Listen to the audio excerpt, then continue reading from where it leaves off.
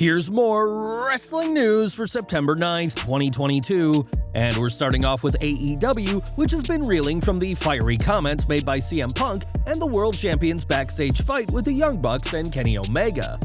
It's been noted that several AEW employees have been suspended, but there's no word on who or for how long, but there's now been changes to tonight's Dynamite. Dave Meltzer writes in the Wrestling Observer newsletter that Chris Jericho and Jon Moxley will now be appearing on Dynamite, despite previously not being scheduled for the event at first. This has led some to speculate that those at the top of the company, maybe even Punk himself, have been suspended, and Tony Khan is trying to replace him with fellow top names. All Out saw Moxley lose the AEW World title to CM Punk in the main event, while Jericho defeated Danielson in a hotly fought contest between the two former WWE champions. We'll hopefully have a better idea as to who's been suspended after tonight's episode of Dynamite is concluded, but at least we now know that Jericho and Moxley will be staying on TV. The general consensus with fans is that Punk is to blame for what happened, as it was his comments during the media scrum that led to the fight backstage. During the press conference, Punk said that Kenny Omega and the Bucks spread false information about him and criticized their management abilities. Punk didn't just stop there, insulting Adam Page and bashing his former best friend Colt Cabana in the process. CM Punk clearly has no problem speaking his mind about others, and during an appearance on ad-free shows, Eric Bischoff had some choice words of his own for the best in the world. I'm remaining hopeful that this is a really cool multi-layered storyline, and it's all going to kind of come together and we're going to get excited. I really am hopeful that that's the case. But here's why it's hard for me to remain hopeful. You got your babyface coming out and whining like a dog. Okay, don't anybody get upset, female dog. Whining like a female dog, but he's supposed to be a babyface, and he's putting heat not on MJF, presumably, that's where we're going.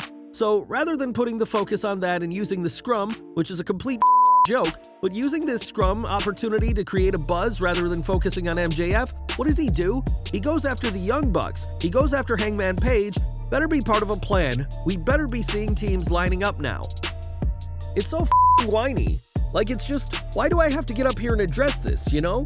This is like high school and obviously something, clearly, Phil, CM Punk's real name, this has left some scar tissue, and I get that. Disappointed, feels betrayed possibly, who knows? I don't get what the story was and who did what to who, it doesn't really matter. But at some point, you got to let that bro. You can't let it get in the way of how you're perceived as a character. Punk is, in theory, AEW's top babyface, but he's certainly not acting like one. So it remains to be seen what comes next for the reigning world champion. Punk angered a lot of people with his comments at the All Out post-show media scrum, but the Chicago-made wrestler does have some backers. During his drive-thru podcast, Jim Cornette shared his 2 cents on the situation and is on Team Punk. I see a lot of people on Twitter today going, how dare Punk do something like this? Well, I believe the motivating factor in all this was when old Hangman Page did the exact same thing. Only not as good and in a more passive-aggressive way, which is how the Young Bucks and all of their little buckaroos do things. The incident Cornette is referring to is comments made by Page, allegedly off script from months ago during his world title feud with CM Punk, which Punk has used as justification for everything he's done since then. Cornette went on to bash Page and the Elite himself and accused those who Punk bashed and later fought as being unprofessional. They like to just run their behind people's back and in quiet instead of doing it out in front of them or in public. But if we're talking about unprofessional behavior and or telling the truth, imagine that, on television, then Page crossed that rainbow bridge first with that promo.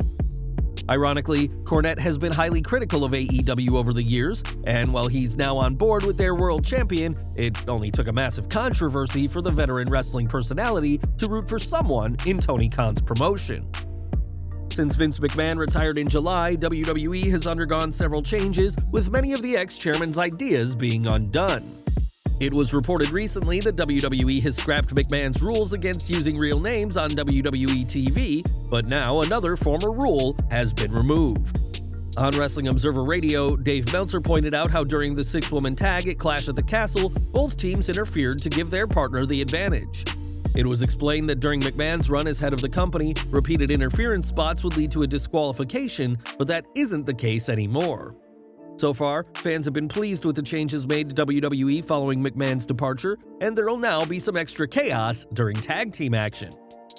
At WWE Clash at the Castle, Roman Reigns retained the undisputed WWE Universal Championship against Drew McIntyre. McIntyre got extremely close to ending Reigns' 2-year tenure as champion, and while the Usos did not interfere, Solo Sikoa made his main roster debut by aiding his cousin. Speaking to BT Sport, McIntyre said that Reigns has always been his kryptonite, but that the tribal chief has surrounded himself with a bunch of yes men. McIntyre added that with all these yes men telling Reigns how great he is, the head of the table's inflated ego isn't ready when a superstar like himself or Brock Lesnar comes along, hence the need for interference. Clean win or not, Reigns is still the undisputed WWE Universal Champion and looks likely to be entering into a feud with Kevin Owens based off of comments made by the prizefighter on Raw Talk. As for McIntyre, he's vowed to one day be the undisputed WWE Universal Champion, but this past weekend was just not the night for the Scottish Warrior. More from the CM Punk saga now, as when he joined AEW, a source within WWE infamously said he's their problem now.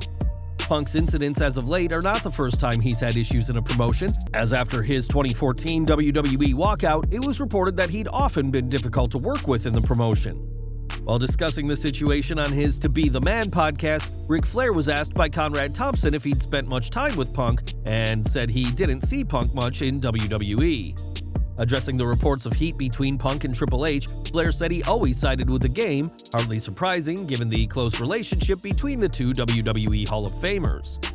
Flair went on to say that what Punk has been doing, real or not, has been very entertaining, and compared the AEW World Champion's statement that he'll walk down the hall and be ready for a confrontation to the late Harley Race.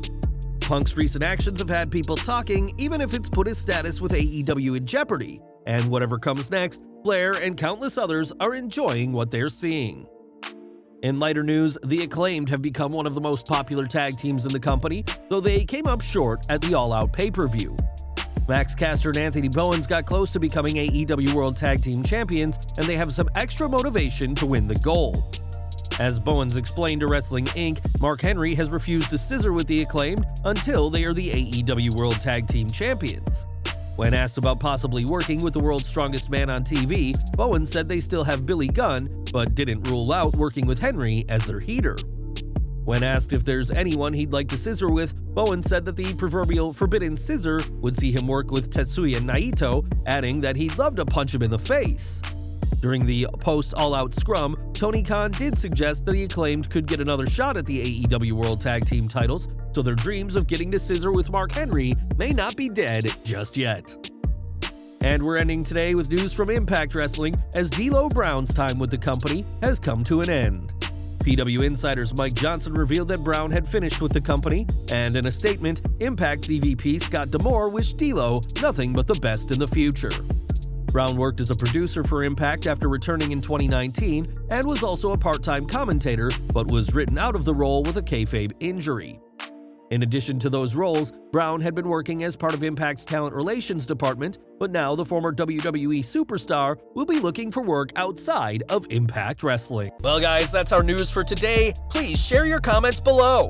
Also hit the like button, subscribe to our channel, and hit the bell icon to receive all notifications. And as always, thanks for watching.